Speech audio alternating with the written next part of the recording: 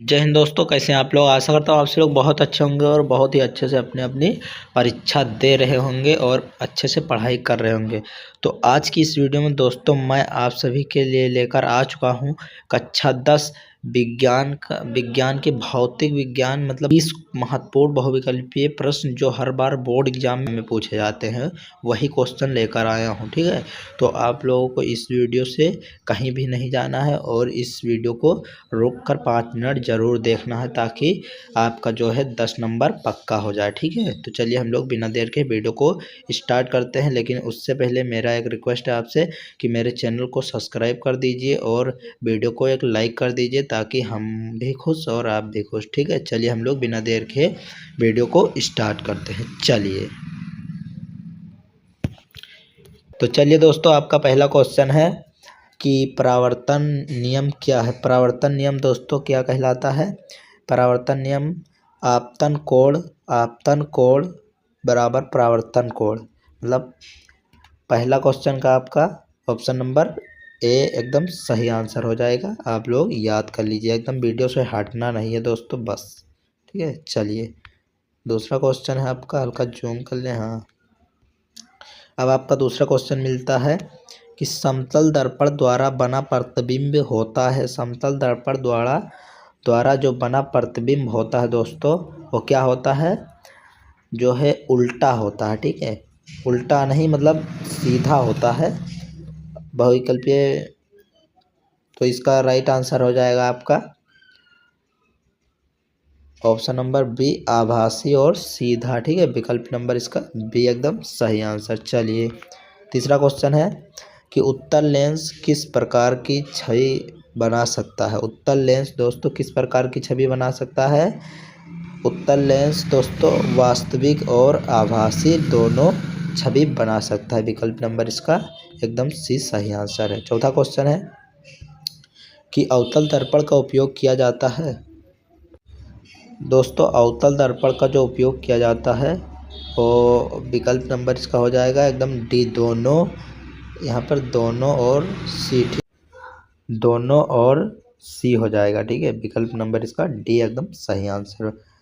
यहाँ पर सी भी सही है सड़क लाइट में, और यहाँ पर ये भी सही है। ठीक है, मतलब सारे सही हैं। ठीक है, विकल्प नंबर इसका डी सही आंसर। चलिए अब आपका मिलता है पांचवा क्वेश्चन।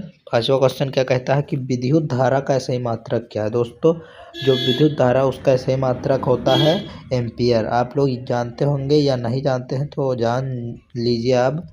विकल्प नंबर इसका सी एकदम सही आंसर। छठा क्वेश्चन है, छठा क्वेश्चन कहता है दोस्तों ओम का नियम किस संबंध को दर्शाता है। दोस्तों ओम का जो नियम है वो किस संबंध को दर्शाता है। तो विकल्प नंबर इसका हो जाएगा ए,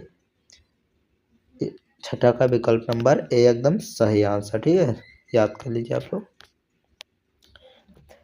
प्रतिरोध का मात्रक है, जो प्रतिरोध का मात्रक है दोस्तों वो होता है, प्रतिरोध का मात्रक होता है ओम। ठीक है, विकल्प नंबर इसका ए एकदम सही आंसर है। ठीक है, चलिए आठवां क्वेश्चन कहता है कि यदि दो प्रतिरोध श्रेणी क्रम में जुड़े हों तो कुल प्रतिरोध, अब इसको कुल प्रतिरोध बताना है आपको। यहाँ पर विकल्प नंबर बढ़ता है। ठीक, विकल्प नंबर इसका हो जाएगा बी एकदम सही आंसर, बढ़ता है प्रतिरोध। ठीक, चलिए नौवां क्वेश्चन है। जितने भी क्वेश्चन मैं बता रहा हूँ सारे के सारे बीबीआई क्वेश्चन है। आप लोग ये क्वेश्चन याद कर लेना और बोर्ड एग्जाम जब देने के लिए जाएंगे आप, तो जितने भी क्वेश्चन अब मैं पढ़ा रहा हूँ ये सारे के मतलब इसमें का कुल नहीं दिखेगा, पर इसमें का जो 5-7 क्वेश्चन जरूर आपको देखने को मिलेंगे। ठीक है, चलिए नौवां क्वेश्चन कहता है कि समांतर संयोजक में कुल कितने प्रतिरोध हैं।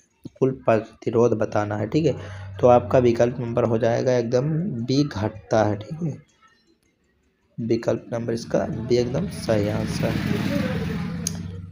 10वां क्वेश्चन है विद्युत शक्ति का सूत्र है। विद्युत शक्ति का दोस्तों सूत्र होता है P बराबर वी आई। ठीक है, याद कर लीजिए आप लोग, P बराबर V I, option number A एकदम सही आंसर है। चलिए 11वां क्वेश्चन है किलोवाट 1 किलोवाट घंटा का बराबर होता है। दोस्तों 1 किलोवाट घंटा का बराबर जो होता है 3.6 × 10⁶ जूल होता है। विकल्प नंबर इसका हो जाएगा ए एकदम सही आंसर। ठीक है, चलिए 12वां क्वेश्चन कहता है आपका कि चुंबकीय क्षेत्र की दिशा ज्ञात करने का नियम है। चुंबकीय क्षेत्र की दिशा ज्ञात करने का नियम दोस्तों क्या कहलाता है? दायां हाथ अंगूठा नियम। ठीक है, आप लोग याद कर लीजिए, दायां हाथ अंगूठा नियम, ये क्वेश्चन पूछा जाएगा। 13वां क्वेश्चन फिर कहता है आपका कि विद्युत मोटर का सिद्धांत आधारित है। विद्युत मोटर का जो सिद्धांत आधारित है दोस्तों, वो चुंबकीय प्रभाव पर आधारित है। आप लोग याद कर लीजिए, ऑप्शन नंबर इसका सही आंसर बी हो जाएगा। 14वां क्वेश्चन कहता है दोस्तों, 14वां कहता है, क्या कहता है कि जनित्र जनरेटर का सिद्धांत है। जनित्र जनरेटर का सिद्धांत है विद्युत चुम्बकीय प्रेरण। ठीक है, याद कर लीजिए आप लोग, नंबर इसका बी एकदम सही आंसर।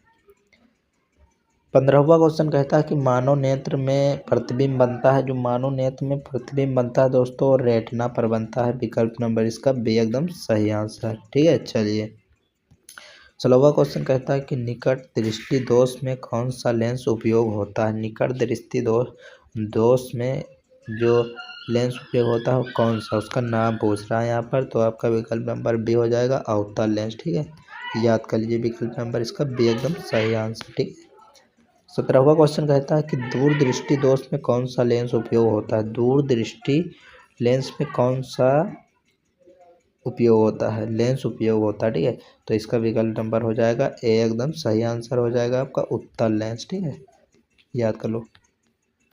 18वां क्वेश्चन कहता है कि शक्ति पावर का मात्रक है। शक्ति पावर का मात्रक है, इसका विकल्प नंबर हो जाएगा डायोड।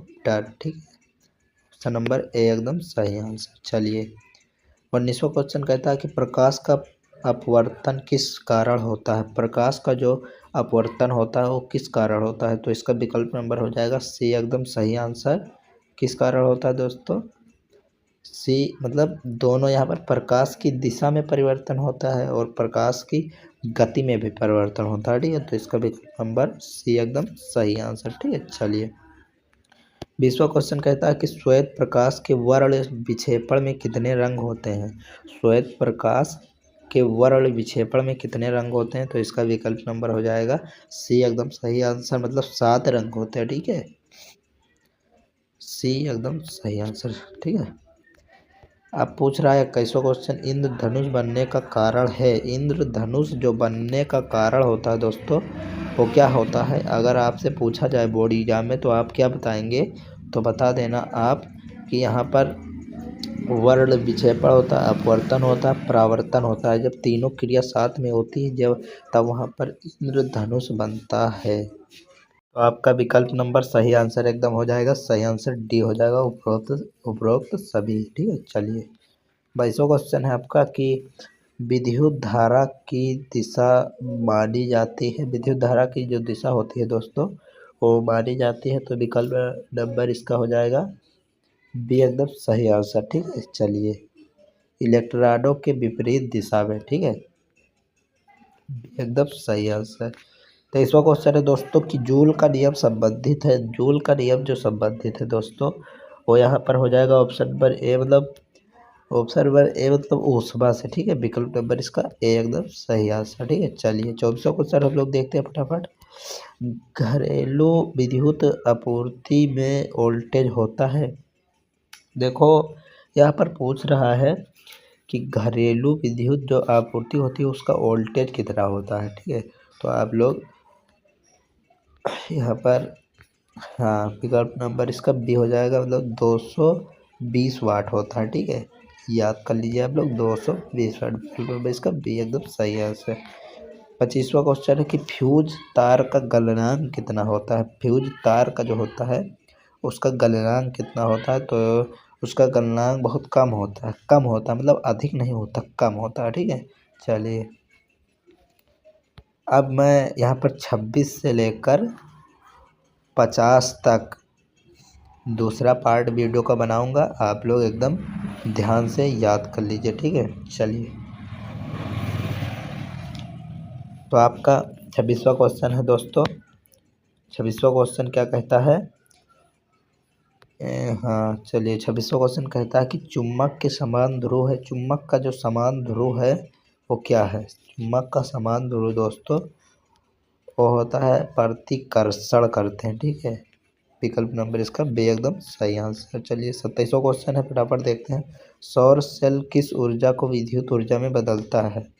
वो सौर सेल जो होता है वो मतलब प्रकाश ऊर्जा को विद्युत ऊर्जा में बदल देता है, तो विकल्प नंबर इसका बी एकदम सही आंसर। चलिए 28वां क्वेश्चन है आपका। ट्रांसफार्मर किस सिद्धांत पर कार्य करता है? दोस्तों जो ट्रांसफार्मर है वो विद्युत चुम्बकीय प्रेरण के सिद्धांत पर कार्य करता है। विकल्प नंबर इसका बी एकदम सही आंसर। चलिए 29वां क्वेश्चन है कि विद्युत परिपथ में स्विच का कार्य क्या है?